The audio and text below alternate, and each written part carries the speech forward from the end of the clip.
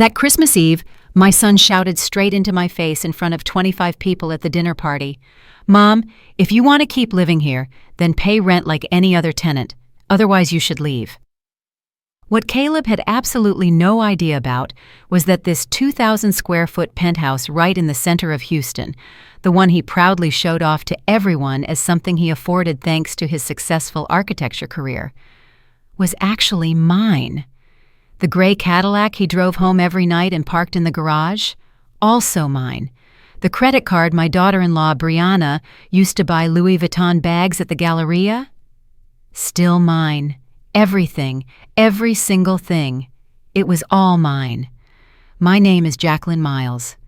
People call me Jackie. I am 64 years old. And this is the story of how my silence almost destroyed my only son, and how I was forced to break that silence to save him. Before we continue, ask yourself this.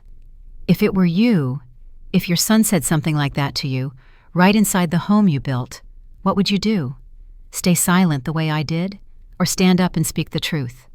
Stay with me for the next part, and you'll see how everything began to fall apart. The smell of roasted turkey spread through the penthouse. I had been up since 6 in the morning preparing apple pie, homemade pecan candy, and sweet yams, Caleb's childhood favorites. 25 people were seated in the dining room: cousins, aunts and uncles, Caleb's friends, Brianna's co-workers. The table sparkled with fine china and crystal glasses, reflecting the warm lights from the Christmas tree. I moved nonstop between the kitchen and the dining room, serving, clearing plates, refilling glasses with California Zinfandel. My apron was covered in sauce stains. My hair, streaked with gray, was tied neatly in a bun.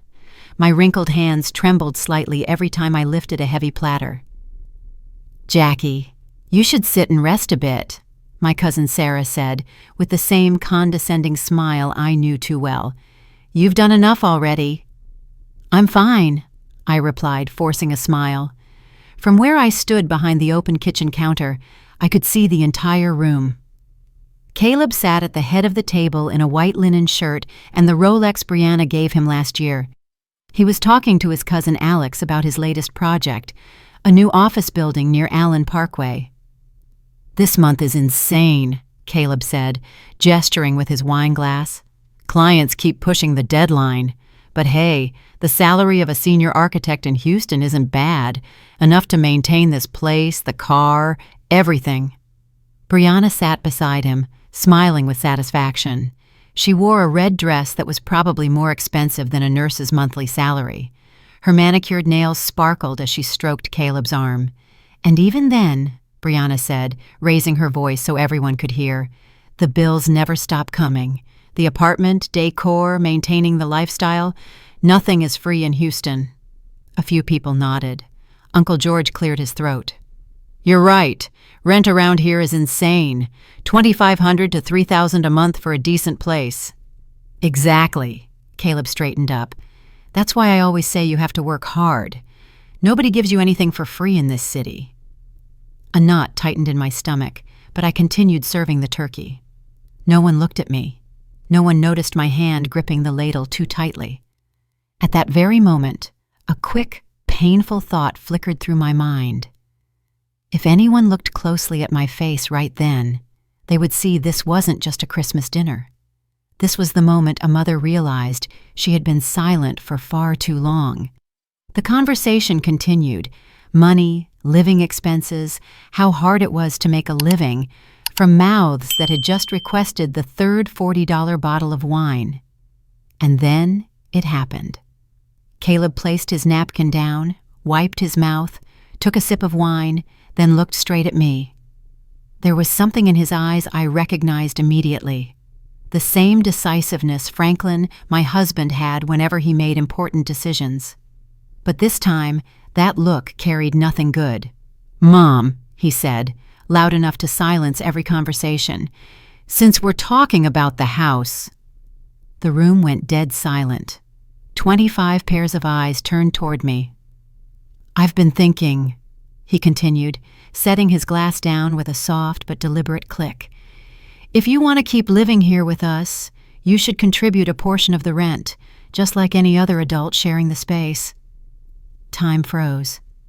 That's only fair, right? He added, scanning the table for approval. We're all adults, and if that's difficult for you, with your widow's benefits, then maybe you should find a place more suitable for your situation. Brianna nodded, sipping more wine. These days, everyone has to be responsible for their own expenses, even family, she said. Actually, because we're family, we should be honest about these things. I glanced around the table. Sarah avoided my eyes. Uncle George coughed awkwardly and stared at his plate. A few guests nodded lightly, as if thinking, "Well, he has a point." Aunt Patty even muttered, "Well, that's true. At our age, we should be more independent." No one, not a single person defended me. No one said, "How can you talk to your mother like that?" No one asked, "Are you really kicking your mom out on Christmas Eve?" The silence was so heavy, I could hear the ticking of the kitchen clock. I felt 28 years of sacrifice, sleepless nights, the years Franklin and I spent building an empire so our son could have a future, dissolving like mist in the cold draft of the penthouse's air conditioning. I carefully set down the ladle, folded the napkin next to the untouched plate. I stood, hearing my knees crack. "Thank you all for coming," I said, my voice so calm it startled even me. "This might be the last Christmas dinner I spend in this house." Caleb blinked, confused. "Mom, you don't have to be dramatic. We're just talking about practical matters." "You're right, Caleb." I cut him off, looking straight into his eyes. "It's time to be practical." I turned and walked toward the hall leading to the bedroom. Behind me, I heard uncomfortable murmurs, chairs scraping, and someone forcing a laugh. "So, who wants dessert?" I closed the bedroom door. The latch clicked softly, but in my mind, it sounded like the ending of an entire chapter of my life. I sat on the edge of the bed and looked around the small room that had been my refuge for the past 3 years. A single bed, an old wardrobe, 2 framed photos on the nightstand. I picked up one of the frames. Franklin and me, on the day we inaugurated our first building in 3rd Ward. I was 34, wearing a simple floral dress, hair pinned back. Franklin held the ceremonial scissors, ready to cut the red ribbon. Behind us stood a modest 4-story building, our first dream come true. How did I end up here? How did a young mother with a dream turn into a widow living off her son? Let me tell you the truth none of those people at the dinner table knew. Franklin and I met in rural Virginia. I was 19, working as a house cleaner. He was a 22-year-old construction worker with the hardest working hands I had ever seen. We married 6 months later in a simple church ceremony. Our honeymoon was just a weekend at Myrtle Beach, eating sandwiches on the sand, walking barefoot along the shore, laughing until our stomachs hurt over the wild dreams we dared to imagine together. When Caleb was born, we lived in a tiny studio, barely 300 square feet, in 5th Ward. Franklin worked 12-hour construction shifts. I did bookkeeping for small businesses from home, with newborn Caleb sleeping in a crib beside my desk. Every dollar we earned went into a metal box we kept hidden under the bed. No outings, no luxuries, no vacations, just work, savings, and one shared dream to own property someday. It took 12 years of counting every penny, 12 years of declining dinner invitations we already ate. 12 years of wearing thrift store clothes, 12 years of watching Caleb grow up in that cramped studio, sleeping in our bed until age 7 because we simply couldn't fit another bed. I still remember Caleb's 5th birthday. That day, he stood by the tiny window, watching the neighbor kid ride a shiny red bicycle. "Mom," he asked, big eyes round, "why don't I have a bike like Jamal?" I knelt down to his eye level. "Caleb, do you know something? There's something more important than having lots of toys." "What's more important, Mom?" "Having a home, having food, and most importantly," I tapped his small chest, "having dreams. Dad and I are saving so that one day you won't just have a bike, you'll have a future." That night, Franklin held me in the dark. "Jackie, do you think we're doing the right thing?" he whispered. "Sometimes I see him watching the other kids and You don't have to finish," I whispered back. "I know, I see it too. But Frank, we're giving him something more precious than toys. We're teaching him patience, the value of hard work." "You sure?" I turned to face him, looking into the worried eyes of the man I loved. "I'm not sure about many things, Frank, but I'm sure about this. We're building a foundation, and someday our son will understand." I was wrong. Not about the foundation, but about whether Caleb would ever understand it. At that moment, if someone had walked into that dim studio and seen a young couple clinging to each other on a worn-out bed, they would have thought, "They're sacrificing everything for their son. Surely he'll be grateful one day." If someone had told me that a decade later, that same 5-year-old boy would stand in a living room and say, "Mom, pay rent," I would have thought it was a cruel joke. But life never tells us the ending in advance. In 1995, we finally bought our first property, a 450-square-foot unit in 3rd Ward, for $45,000. We renovated everything ourselves. Franklin installed the plumbing. I painted the walls. 6-year-old Caleb ran around handing us hammers, brushes, screws. We rented it out to a young couple for $400 a month. That money went into another metal box. Then came another unit, then another. Franklin had a gift. He could look at an abandoned building and envision exactly how to turn it into a livable space. And I had my own gift. I could make every dollar multiply, cycle, never sit still. In 2003, we bought our 5th building.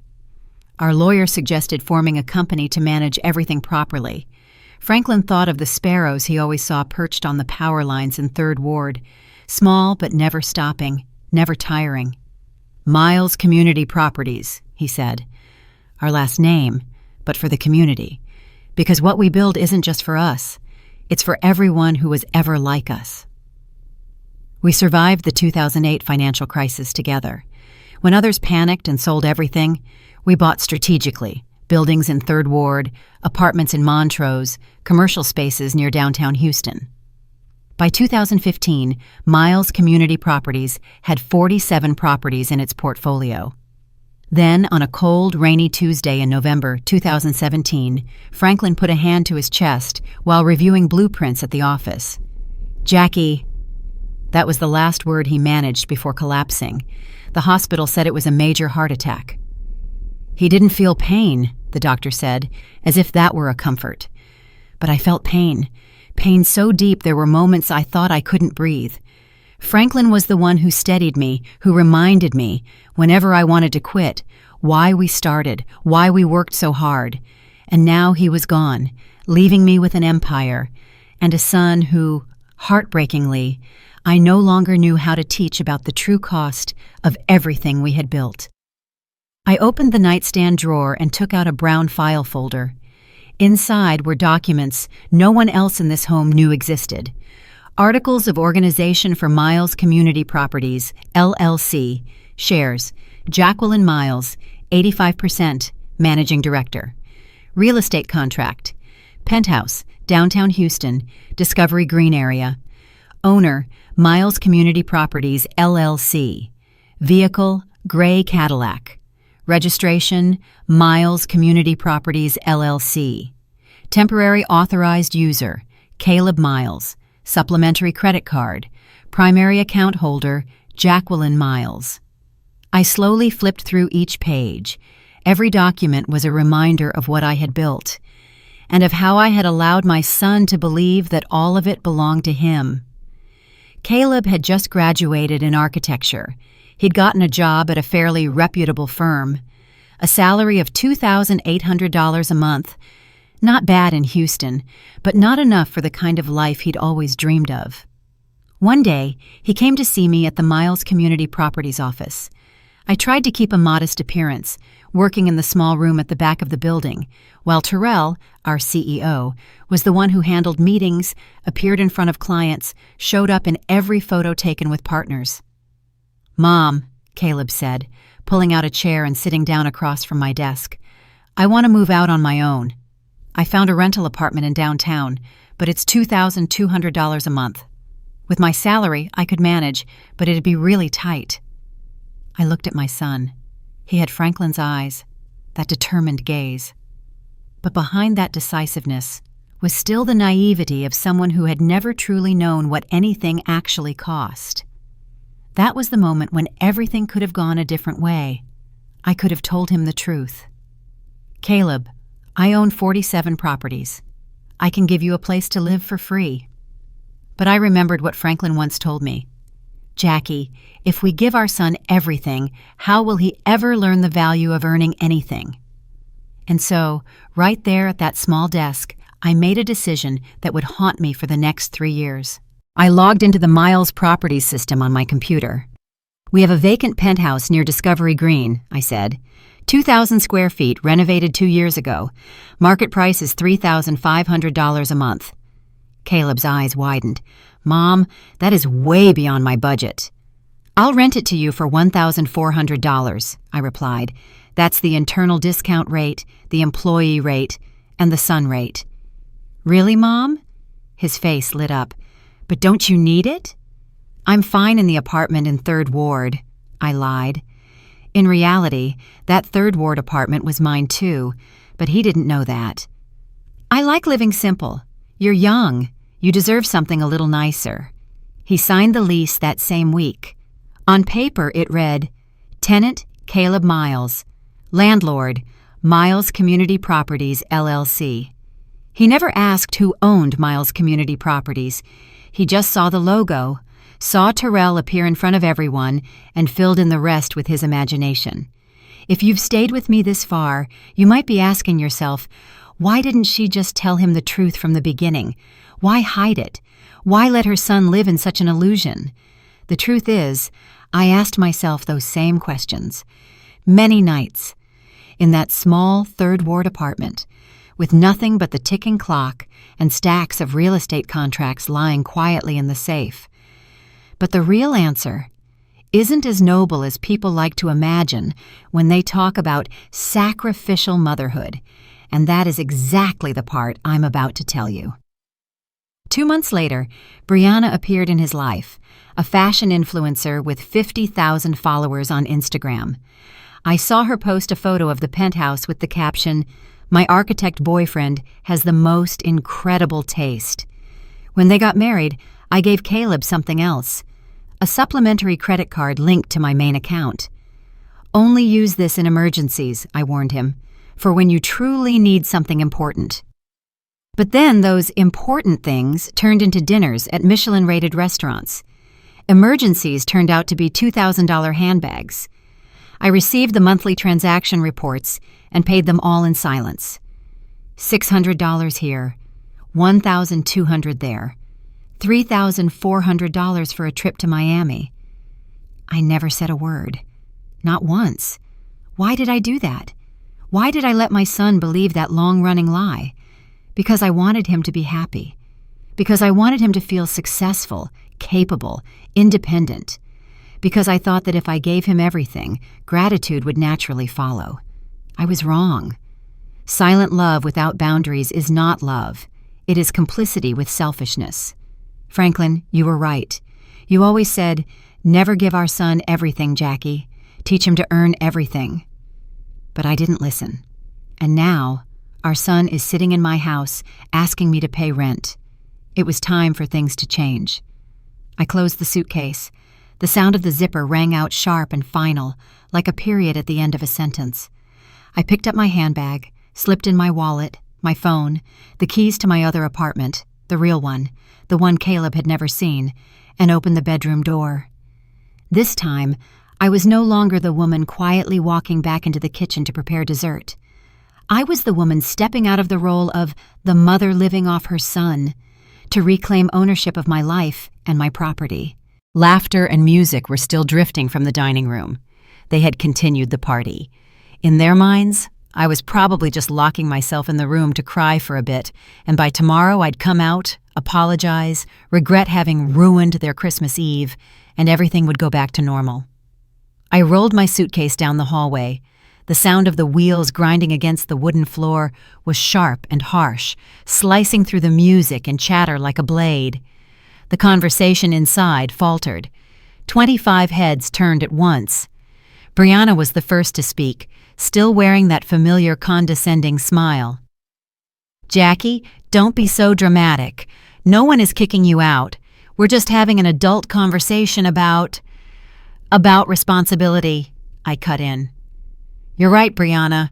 It's time for all of us to be responsible adults." Caleb stood up from his chair, cheeks flushed from the wine. "Mom, where are you going? I didn't say you had to leave tonight. I just wanted you to understand that—" "You understand just fine," I said, standing firmly in the doorway, my hand still gripping the suitcase handle. "You understand that you believe this home is yours, the car is yours, everything you have is thanks to your own effort." "Because it is the truth." Brianna stood as well, her voice sharper. "Caleb works hard. He gets up early, works late. No one gives him anything for free." I looked straight into her eyes. There were so many things I could have said at that moment. I could have pulled out the entire stack of real estate documents and laid them in front of them. I could have told everyone in that room exactly whose assets they were eating and drinking on. But I didn't. Because the deepest lessons don't come from arguments. They come from consequences. "You're right," I simply replied. "No one gives anyone anything for free. See you." I opened the penthouse door. Caleb hurried toward me. "Mom, at least tell me where you're going so I can call a car for you." "That won't be necessary," I said. "I already called one." "But at least, can you text me when you get there? Just so I know you're safe." I looked into his eyes. My son, the baby I once held in my arms, the young man I watched from the stands as he received his diploma, now the man who had just chosen pride over love and respect for his own mother. "When I feel it's necessary to inform you, I will," I said softly. "Merry Christmas, Caleb." I rolled my suitcase out and closed the door behind me. If you think that's when I collapsed in the hallway and burst into tears, you're wrong. The moment the door shut behind me, I suddenly realized, sometimes, to save yourself, and to save the people you love, the only thing you can do is walk away. Not shout, not prove anything, not hold up documents. Just walk away and let the truth find its own way to speak. The hallway was silent, lit only by a strip of cold white LED lights. I pulled my suitcase toward the elevator. I didn't look back. I didn't cry. I just breathed. And for the first time in 3 years, I felt like I was taking a deep breath, without the weight of a lie pressing down on my chest. The elevator slid down 7 floors in silence. When the doors opened on the ground floor, the night guard looked up, surprised. "Mrs. Miles, you're heading out? This late?" "Robert," I called him by name, the man who probably still thought I was just Caleb's mother. "Could you do something for me?" "Of course, ma'am." "When they come to pick up the gray Cadillac in a few days, the one in spot number 7, please let them in. They'll have paperwork from the company." Robert blinked, a little confused, but nodded anyway. "Yes, ma'am, as you say." Outside, a black Lincoln was already waiting. It wasn't a taxi. It was a Miles Community Properties car driven by Mike, one of our most trusted employees. "Good evening, Mrs. Miles," he said, quickly taking the suitcase from my hand. "Back to the apartment in 3rd Ward, Mike." I settled into the back seat. Nighttime Houston slid past the window. Bright streets, small groups of tourists strolling even on Christmas Eve. Storefronts closed but still glittering with elaborate holiday displays. This city, my city. I had conquered it dollar by dollar, brick by brick, contract by contract. And somehow, along the way, I had vanished from the very story I'd created. The car turned into 3rd Ward, a quiet residential area, completely different from bustling downtown. This was where I truly lived, an apartment of about 850 square feet in a 4-story building. No security guard. No luxury. Mike stopped in front of number 23. "Do you need help carrying the suitcase up, ma'am?" "No, thank you. I can manage." I climbed the stairs. There was no elevator here, to the second floor.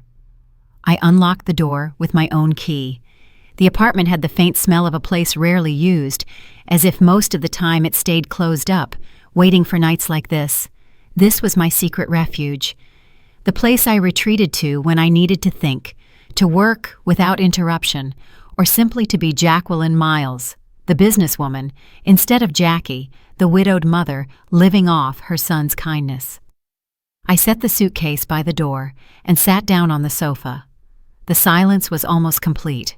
No music, no laughter, no son's voice telling me to pay rent or move out. Just me and the decisions that, by morning, I would have to face. I took out my phone. 3 missed calls from Caleb. One message: "Mom, please let me know you're okay. I don't want you to leave like that. It was just a conversation. Call me back." I didn't answer. If you're wondering why I didn't call him back right away, remember this. Sometimes the cruelest thing is not harsh words, but forcing someone to sit alone with their own actions. That night, I wasn't the only one alone in a small apartment in 3rd Ward. There was a man on an upper floor in downtown Houston, facing, for the first time, the echo of his own words to his mother. Instead of hitting the call button, I opened my laptop and logged into the Miles Community Properties system. I clicked on the folder, Caleb Miles, Assigned Assets. A list appeared. Lease for downtown Houston apartment, expiring January 31st, 2024. Assigned vehicle, gray Cadillac, temporary authorization, supplementary credit card, limit about $5,000, linked to primary account, 3 clicks. That was all it took to change my son's life. Was I being cruel? Was I getting revenge? No. I was a mother who had finally realized that the greatest act of love is not giving your child everything, but teaching them the value of each thing. I closed the laptop. Tomorrow, I would talk to Terrell. Tomorrow, the process would begin. That night, I slept better than I had in 3 years. The Miles Community Properties office was on the 3rd floor of a modern building on Allen Parkway, wedged between 2 luxury boutiques. I arrived at 8:30 a.m. The receptionist, a young girl named Sophia, almost spilled her coffee when she looked up and saw me. "Mrs. Miles, we didn't think— good morning." "Good morning, Sophia. Is Terrell in?" "Yes, he arrived about half an hour ago. He's in his office right now." I walked down the hallway. On both walls hung photos of the most iconic buildings we owned. In one photo, taken 5 years ago at the inauguration of a residential complex in 3rd Ward, Franklin stood in the front row, wearing a hard hat, smiling brightly straight at the camera. Next to him, slightly blurred in the background, was me. No one outside the inner circle knew who that woman standing behind was. To the outside world, I was just another employee. I knocked on Terrell's office door. "Come in." Terrell Vaughn, 45, gray at the temples, always impeccably dressed. When he saw me walk in, he immediately stood up. "Jackie, please have a seat." I didn't sit right away. I walked over to the window. From there you could see the whole avenue below, rush hour traffic, small groups of tourists clutching maps, Houstonians hurrying to catch the light rail. "Did you bring the documents?" I asked, my eyes still on the street. Terrell opened a file folder on his desk. "Everything's here, but before we continue I need to ask, are you completely sure? Once we begin—" "Terrell," I turned and looked straight at him. Franklin and I built all of this quietly, with humility. We never wanted to be that showy rich family, but at some point, my silence stopped being humility. It became a lie that allows my son to talk to me as if I'm a burden. "I know," he replied softly. "From the start, I didn't agree with keeping everything in the dark, but I respected your decision." "That was my mistake," I admitted. "And it's also my responsibility to set it right. I finally sat down. Terrell slid the folder toward me. I opened it. The first document was the penthouse lease. Clause 2.3. The lessor may terminate the contract with 30 days' notice if they choose not to renew. The second document was the vehicle use authorization, short, clear. Miles Community Properties, LLC temporarily authorizes Caleb Miles to use the gray Cadillac for company representation purposes. Final clause. Authorization may be revoked at any time. The third document was the credit card statement for the past 6 months. My hand trembled slightly as I looked at the numbers. Pappas Bros Steakhouse, $847. Louis Vuitton at the Galleria, $3,400. Four Seasons Hotel. Houston, $2,200. Trip to Las Vegas, $3,200. Designer furniture, $1,900. The list went on, page after page. Total, $47,320 in 6 months. Meanwhile, I was still wearing the same Navy coat I'd had for 5 years. "You invited Aisha too?" I asked, referring to our lawyer. "She's waiting in the conference room. If you're sitting there thinking, why didn't she just cut the card? Why didn't she stop this earlier? Then understand this. Sometimes we only realize we've let someone go too far when the statement in front of us looks exactly like a confession that doesn't need a signature. And that morning, I knew it was time for the story of the mother living off her son to end. In the next part, I'll show you exactly how I rewrote that script. Aisha Coleman, 50 years old, known for being tough but fair. She had handled all our family's legal matters since Franklin passed away. When I walked into the conference room, Aisha already had her laptop open, with a stack of law books beside her, marked with yellow sticky notes. "Jackie," she stood and shook my hand. "Terrell has filled me in. I'm sorry for what you're going through." "I don't need condolences," I said bluntly. "I need solutions." Aisha nodded, her expression turning even more serious. "All right, then we'll focus on the 3 assets your son is using: the apartment, the car, and the credit card. Let's go through them one by one." She turned the laptop screen toward me. 1. Real estate. Downtown Houston penthouse. The lease expires on January 31st. Legally, you have the right not to renew and only need to give 30 days' notice, which is today, December 27th. What if he refuses to leave? Then we file for eviction.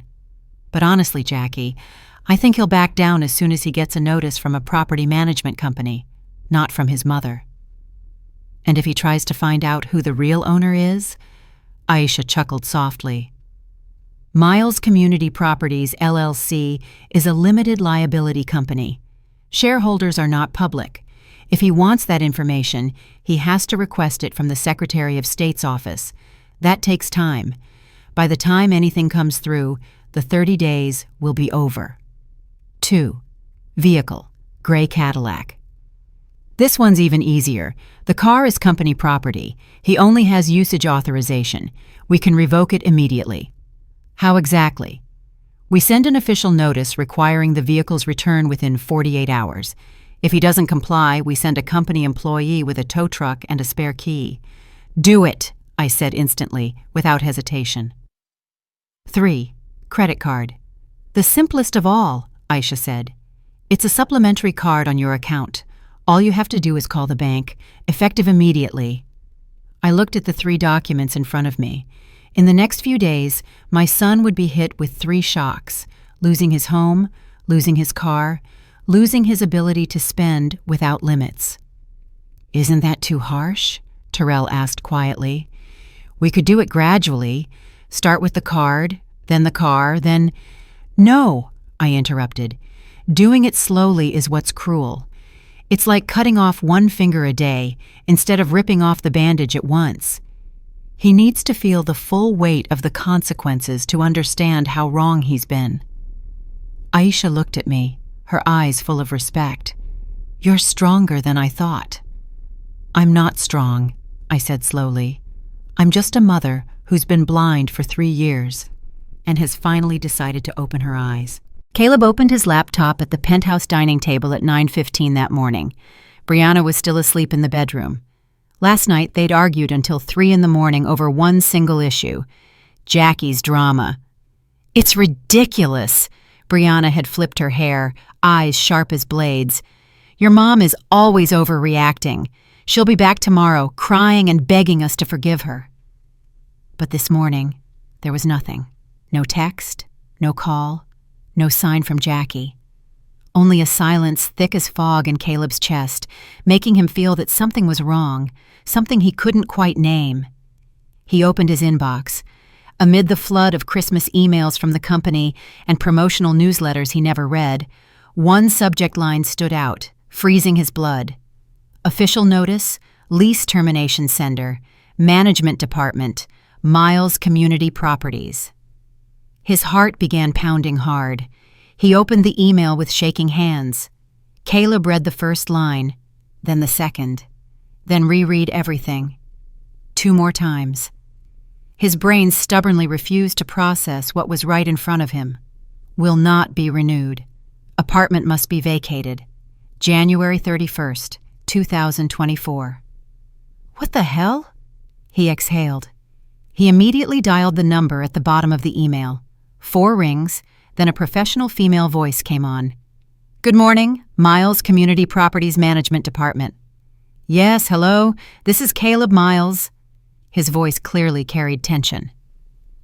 "I just received an email about a lease termination. There must be some mistake. I've always paid on time. I've never had any issues. Please hold for a moment, Mr. Miles.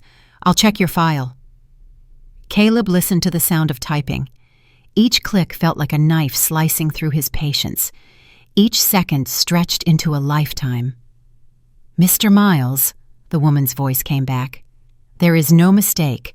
The owner has decided not to renew the lease. This decision is fully in accordance with Clause 12.3 of your agreement." "But why? Did I do something wrong?" "I don't have that information, sir. We only execute the owner's decisions." Caleb clenched his jaw. "Who is the owner? I need to speak to them immediately. This is outrageous." "That information is confidential. If you wish to appeal, you may submit a formal written request to our office on Allen Parkway." "I know that office," Caleb said, irritated. "It's near my workplace." "Yes, sir. Is there anything else I can help you with?" "Yes, I want to know if I can continue renting the apartment when it's listed again." "Of course, Mr. Miles. When the property becomes available again, you can apply like any other applicant. The current market rate for that unit is approximately $3,800 per month." Caleb almost dropped the phone. $3,800? But I pay— "You are paying $1,400, Mr. Miles. That is a preferential rate, and that preferential rate will no longer apply." The line disconnected. There are moments that mark the boundary between illusion and reality. For Caleb, that moment was the cold dial tone after the call cut off. He didn't know this was only the first blow. The next 2, losing the car and losing the card, were already on their way, carrying the truth he had been avoiding for 3 years.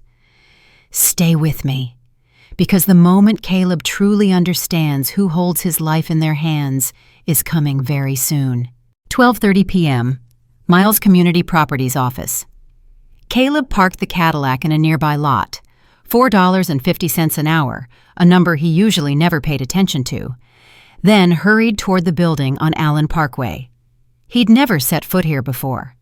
The facade was modern, elegant, with tall glass doors and delicately wrought iron railings. A small, discreet plaque sat next to the entrance. Miles Community Properties, LLC, 3rd floor. Caleb took the stairs 2 at a time. At the reception desk, a young woman looked up at him with a professional smile. "Good morning. How can I help you?" "I need to see the director, the manager, whoever's in charge here." Caleb tried to keep his voice steady. "I'm a tenant, and I just received a completely unreasonable lease termination notice. My name is Caleb Miles." The receptionist glanced at her screen. A very slight change crossed her face, but Caleb caught it. "Please wait a moment." She stood up and disappeared down the hallway. Caleb used the time to look around. The walls were lined with photos of buildings owned by Miles Community Properties. He recognized some of them: the complex in 3rd Ward, the offices in Montrose. Then he froze. In the center of the largest wall was a photo of his father, Franklin Miles, wearing a hard hat, standing in front of a construction site, smiling gently. The caption beneath it nearly knocked Caleb off his feet. Franklin Miles, co-founder, 1989 to 2017. In memoriam. Co-founder? His father?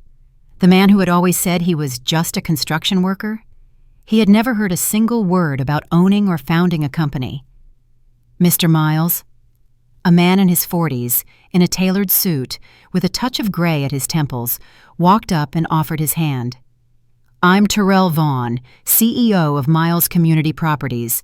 I understand you have an issue regarding your lease." Caleb shook his hand reflexively, but his mind was still trapped in front of that photo. "Sorry, that picture. My father worked here?" Terrell looked at the photo, and a flicker of sadness crossed his face. "Franklin was not just an employee," he said quietly. "But that's a family matter. Why don't we go into my office and—" There are moments that make a grown man feel like a child standing before a locked door. Caleb had just reached that door. He didn't yet know that in a few minutes, it wouldn't just be his lease, his car, or his credit card disappearing, but the very version of his life he'd believed in for 30 years that would begin to crack. In Terrell's office, Caleb sat down in a leather chair. Terrell placed a file folder on the desk.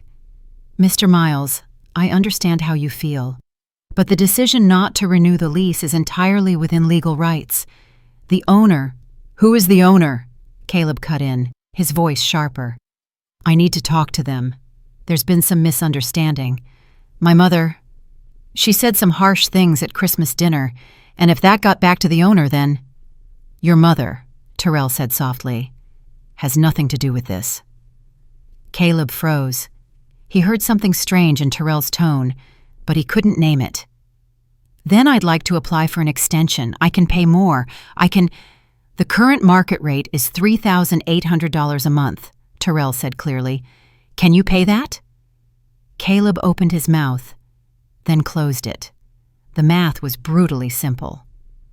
"There are many other apartments in Houston," Terrell continued, his voice not devoid of sympathy. "January is a competitive month. I suggest you start looking soon." Caleb shot to his feet, feeling as if the ground had tilted under him. This isn't right. Something's not right here. Walking back down the hallway, his eyes were drawn once more to his father's photo, and this time he noticed something else. In the background, slightly blurred, was a woman in a simple dress, hair in a neat bun, holding a stack of documents and speaking to a man in a suit. There was something about her posture, strangely familiar. 2:15 p.m., Galleria Mall. Brianna believed shopping therapy could fix any negative emotion. While Caleb was tangled up in that ridiculous apartment situation, she decided to reward herself with the dress she'd been eyeing at Nordstrom for the New Year's Eve party. At the checkout counter, she pulled out her favorite silver credit card, the one that had never once been declined in her life. She swiped it. Declined. "Could you try that again?" Brianna kept smiling, but it was a stiff smile now. The cashier tried again. Once, then twice. Declined. Declined. "I'm sorry, ma'am. The card isn't working. Do you have another form of payment?" A few people behind her had already started whispering. Brianna's cheeks burned, not from embarrassment, but from rage. "It must be a system error," she said, slipping the card back into her purse. "I'll come back later." Outside the store, she immediately called the bank. "Chase Bank, this is Maria. How may I assist you today?" "My card was declined. Tell me what's going on. The card ends in 4829. "Yes, ma'am. May I have the name on the account?" "Brianna Ruiz Miles. I have the information. This is a supplementary card. The primary account holder is Jacqueline Miles." It was as if someone had thrown ice water directly in Brianna's face. "My mother-in-law?" she hissed. "That's correct. And the card was canceled yesterday at 2:32 p.m. at the primary cardholder's request. It is no longer active. Is there anything else I can help you with?" Brianna hung up without saying goodbye. Her hand shook with anger. She dialed Caleb immediately. "Hello?" Caleb answered, sounding exhausted. "Your mother," Brianna practically screamed, "canceled my credit card." "Which card?" "The card I use, the one that never has a limit. How dare she?" "Brianna, that's not your card," Caleb said slowly, as if he himself were only just beginning to understand. "It's a supplementary card on my mother's account." "You told me it was ours. You said the company gave it to you. I thought—" "You thought, or you're just that stupid you didn't know the truth," she shouted. December 29th, 8 a.m. Caleb woke up with a pounding headache. He'd spent the entire night arguing with Brianna. She wanted him to do something, talk to his mother, fix this. But how? His mother wouldn't answer the phone. He didn't even know where she actually lived. The doorbell rang at 8:15 a.m. Caleb opened the door, expecting a delivery. Instead, he found two men in reflective vests holding clipboards. "Good morning, Mr. Caleb Miles. We're from the Assets Department at Miles Community Properties. We're here to repossess the gray Cadillac, license plate 4182KLM. Caleb blinked, confused. "Repossess? That's my car." The older man opened his clipboard and handed Caleb a document. "According to our records, the vehicle is the property of Miles Community Properties, LLC. You had temporary usage authorization, which has now been revoked. We need you to hand over the keys and sign the return form." "This is ridiculous. That car was given to me 2 years ago. I use it for work. You can't just show up and take it." "Mr. Miles," the man said with professional patience, "it's all in the paperwork. The car was never transferred to your name. It has always been company property. This is your signature authorizing temporary use for business representation purposes." He pointed to a page, and there it was, Caleb's signature from 2 years earlier on a document clearly labeled as temporary authorization. How had he not read it carefully? "And if I refuse? Then we'll proceed with repossession via tow truck and the spare key we have. Mr. Miles, this can be easy or difficult. You decide." Brianna appeared behind Caleb, still in her pajamas. "What's going on?" "They're taking the car," Caleb said, his voice flat. "What? That car is ours. You can't just—" Caleb turned, walked back into the apartment, and returned with the Cadillac keys. He tossed them into the man's hand without a word. "Thank you for your cooperation. Please sign here." Caleb signed the return form. The men checked the vehicle, took photos, and 10 minutes later, the gray Cadillac disappeared down the street. Caleb and Brianna stood at the building entrance, staring at the empty parking spot. "Your mother," Brianna said slowly, "is destroying us." "I don't understand," Caleb shook his head. "None of this makes sense. How does she have this much power?" He stopped. A thought, impossible, absurd, began to form in his mind. The photo of his father at Miles Community Properties, the word co-founder, the strange look in Terrell Vaughn's eyes, the fact that everything, the apartment, the car, the card, was connected to Miles Community Properties. "No," he whispered. "No way." "What no way?" Brianna asked. But Caleb was already running back into the apartment, searching for his laptop. Caleb typed into Google, "Miles Community Properties owner." The first result showed basic business information. Miles Community Properties, LLC Real Estate Management Company, founded in 1995. Chief Executive Officer, Terrell Vaughn. Portfolio, 47 properties in Houston and the metropolitan area. Estimated value, $38 million. He clicked on images. Photos of buildings, ribbon cuttings, and articles appeared. And then he saw her. A photo from 2015, taken at the inauguration of a residential complex in 3rd Ward. In the foreground, Terrell Vaughn was cutting the ribbon. But in the background, clear as day, was his mother, Jacqueline Miles, in a pantsuit, speaking with two men in suits who were obviously listening to her with respect. He zoomed in. The caption read, "Terrell Vaughn, CEO of Miles Community Properties at the Sea Towers Residential Complex Inauguration, a project developed by the Miles family." The Miles family. With trembling fingers, Caleb searched on LinkedIn. Jacqueline Miles Houston. No public profile, but when he searched the employees of Miles Community Properties, a list appeared. And there, with no photo and no description, was one entry. Jacqueline Miles, principal shareholder. No, no, no, no! Caleb ran a hand through his hair. Brianna came closer and read over his shoulder. "Your mother owns Miles Community Properties." "I didn't know. Maybe—" "Oh my God," Brianna breathed. "So this apartment is hers. And the car? Hers. And the card? Hers. Everything. Every single thing is hers." Brianna dropped onto the sofa, her face pale. "We've been living in her house, spending her money, while you—" She turned to him, eyes blazing. "While you bragged to everyone that you made it all on your own."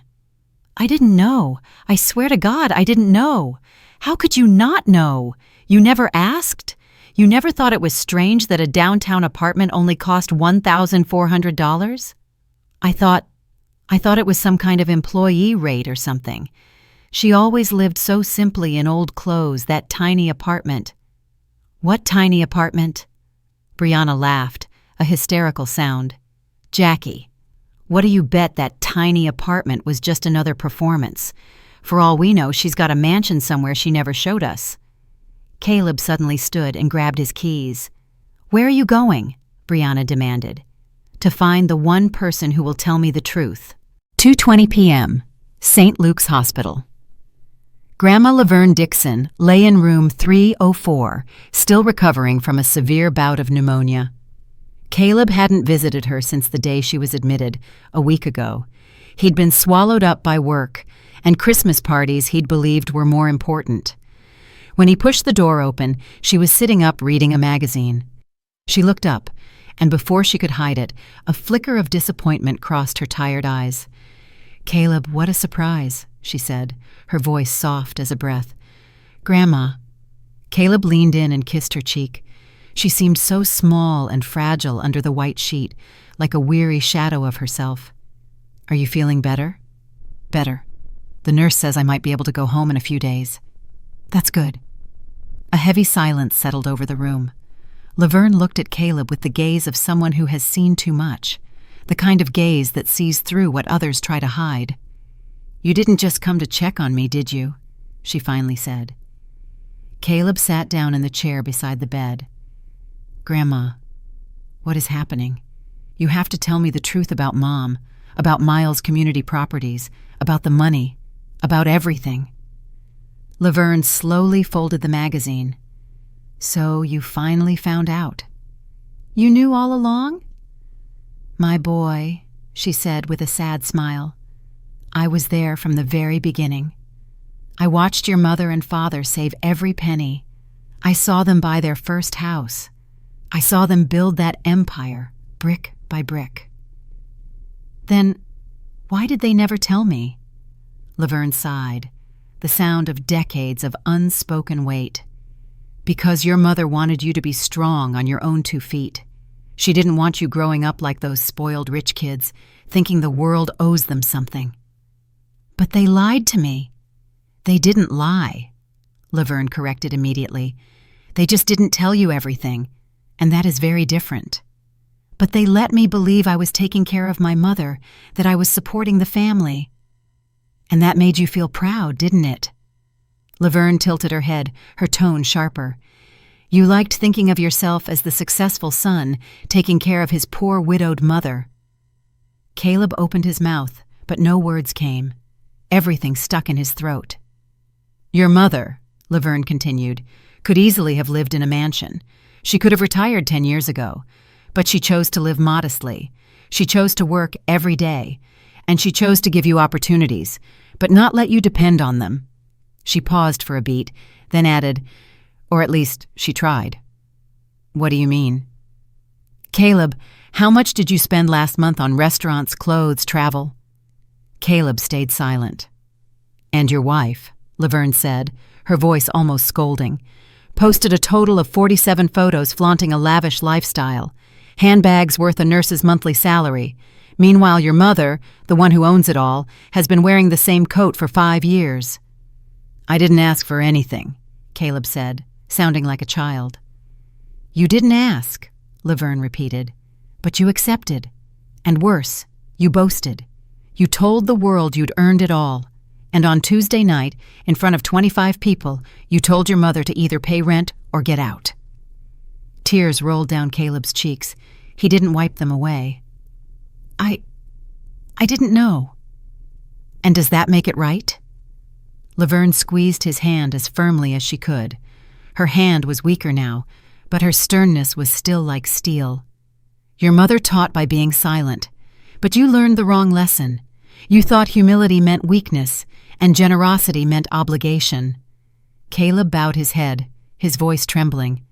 "So, what do I do now, Grandma?"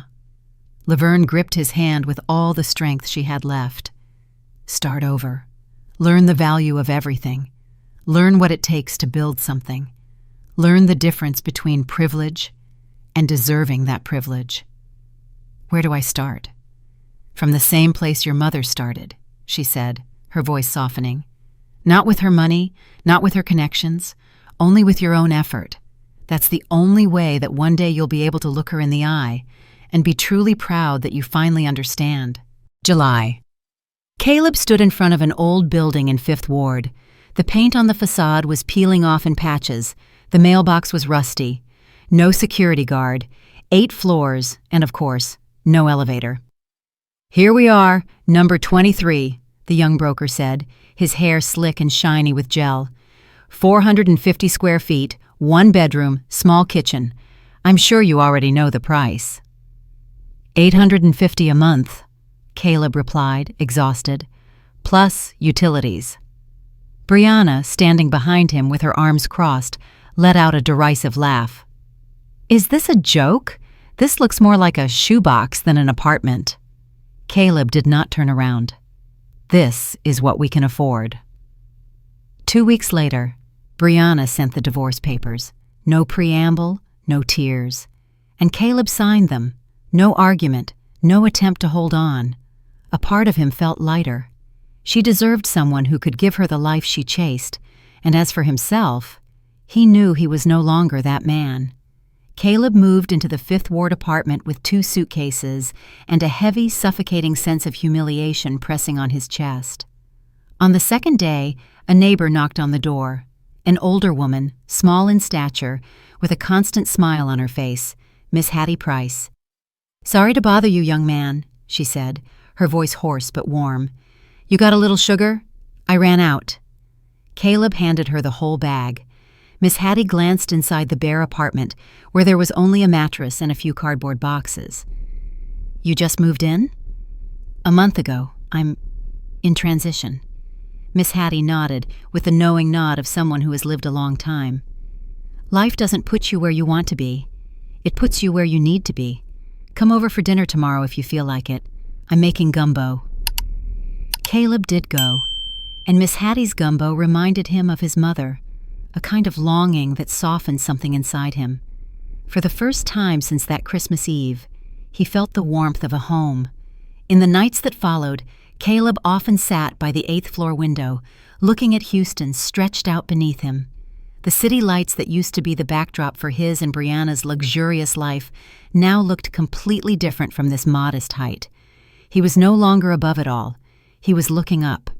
And that was when the truth became clear.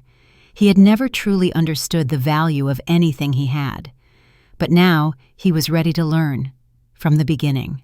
One Thursday afternoon, Caleb received an email from Andrew Nguyen, a fellow architect who had worked with his father years ago. "I have a renovation project in Sunnyside," Andrew said over the phone. "Old building, needs to be converted into affordable housing. Tight budget, hard work. The pay isn't much, but it matters." "How much?" Caleb asked. $2,200 a month for 6 months. If it goes well, I'll consider something more permanent. Less than he used to make, far less. But he didn't hesitate. When do I start? Monday. Bring sturdy shoes. This isn't office work. You'll be on site. And from there, the journey began. Caleb woke at 6 every morning, took the subway to Sunnyside, worked in the dust and grit of the site until 6 in the evening, came home exhausted. He learned to cook from YouTube, pasta, fried eggs, simple salads. At night, he opened his old laptop, its screen flickering, and drafted designs, for the first time driven by passion, not by the desire to flaunt success. He came up with a modular system for converting old industrial buildings into 500-square-foot apartments. A small but realistic dream. Natural light, open spaces, and a cost of only $75,000 per unit. Andrew looked at the design, eyes widening. Caleb, this could be rolled out on a large scale. Have you ever thought about pitching this to investors? Caleb was silent. I don't have any connections. Andrew smiled. I do. Let me make a few calls. Caleb had no idea. Those calls would change his future forever. December 24th. I stood in the kitchen of my real apartment in 3rd Ward. Not the luxurious penthouse. Not a sprawling mansion of thousands of square feet.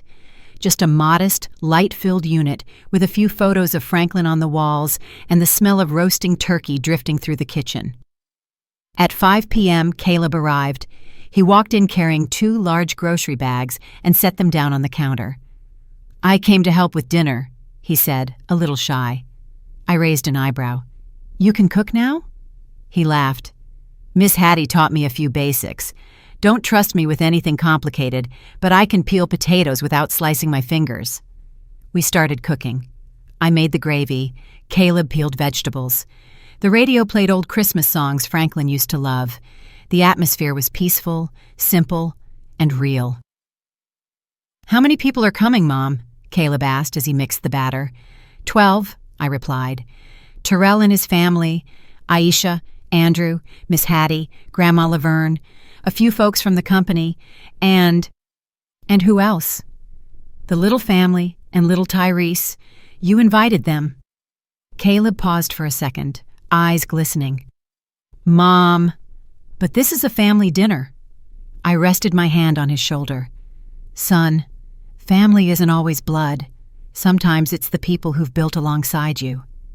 Amid the sound of chopping, the beeping of the oven, and the scent of cinnamon and butter filling the kitchen, I looked at my son, not the Caleb from a year ago, the man so confident he'd grown numb, sitting in a penthouse that didn't belong to him, but the real Caleb, humble, grateful, tired, yet strong in exactly the way Franklin had always hoped. In that moment, I knew, sometimes you have to let everything shatter, so your child can learn how to pick up the pieces and build himself back up. 8:30 p.m. At the table.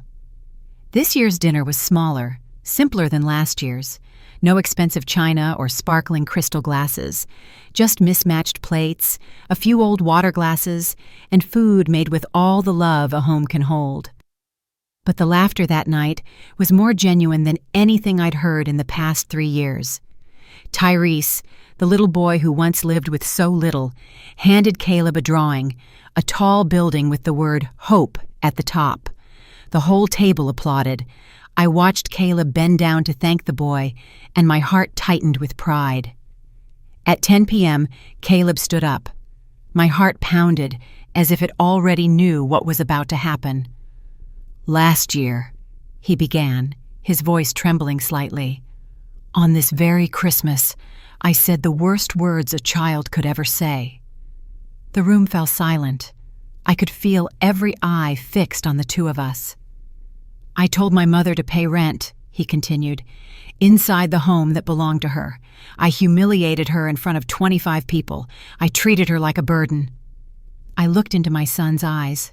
No blame, no anger, only listening. But Mom, you didn't yell at me. You didn't explain. You didn't beg. You let me fall. You let me lose everything.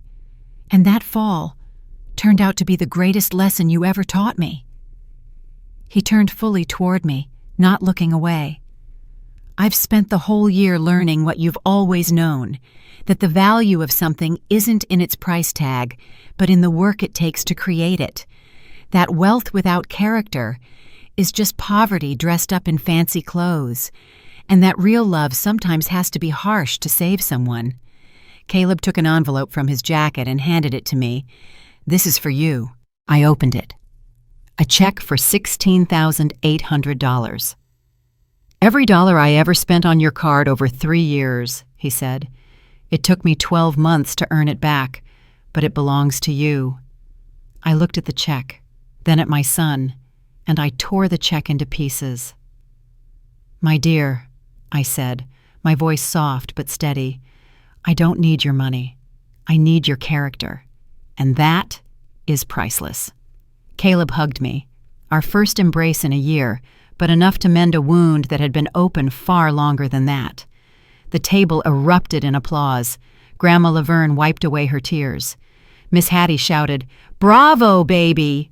Terrell raised his glass in a toast, and Tyrese whispered to his mother, "When I grow up, I want to be like Mr. Caleb." Mrs. Little smiled. "Then you'll have to learn not just from his work, but from his heart, too." I looked around the room, small, plain, but filled with people I loved. This Christmas had no extravagance, no showiness, only truth, growth, and a new family rebuilt from the heart, just as Franklin had always hoped. If you've stayed with me until now, thank you.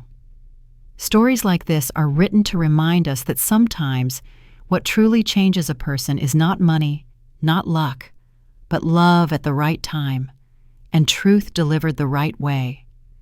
If you want to keep walking beside me through more journeys of healing, growth, consequences, and rebirth like Caleb's story, hit that subscribe button. Let's make it so that every week we open another door together where secrets are revealed, hearts are stitched back together, and justice always finds its own voice. Subscribe to the channel right now so you won't miss the stories I still have left to tell you.